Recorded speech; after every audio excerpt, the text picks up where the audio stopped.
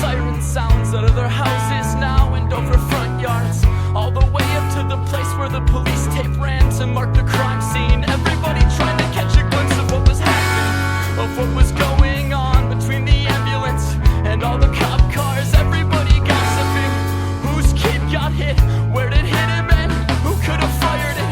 Everybody wondering, how did it happen again, and is he dead? These children are kids. Everybody wondering how far they were from where the victims live, and I visit them, their houses.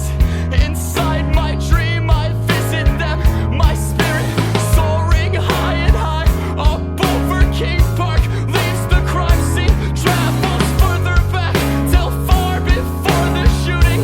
Through their windows to their living rooms, I see them younger this time, playing games and doing homework.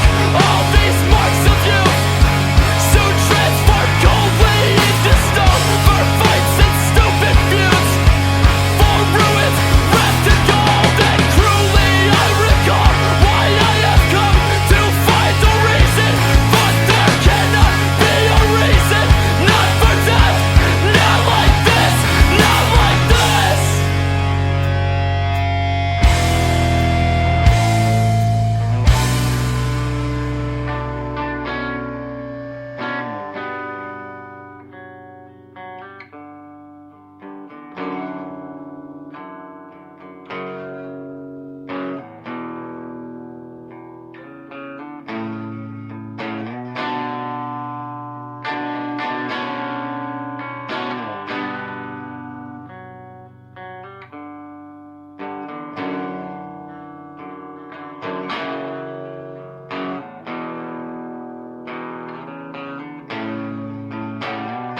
3 days later, they made funeral plans.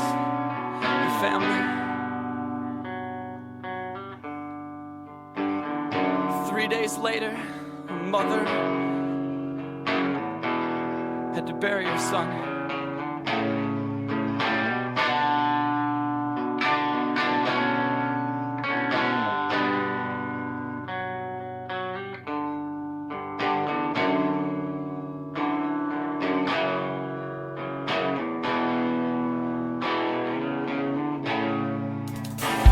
Not far away, the shooter holed up in a hotel near to the highway with a friend and the gun.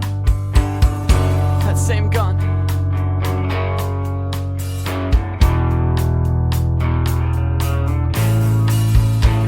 He fled immediately, but was identified by witnesses. His picture on TV, only 20 years old, they called him Grandpa.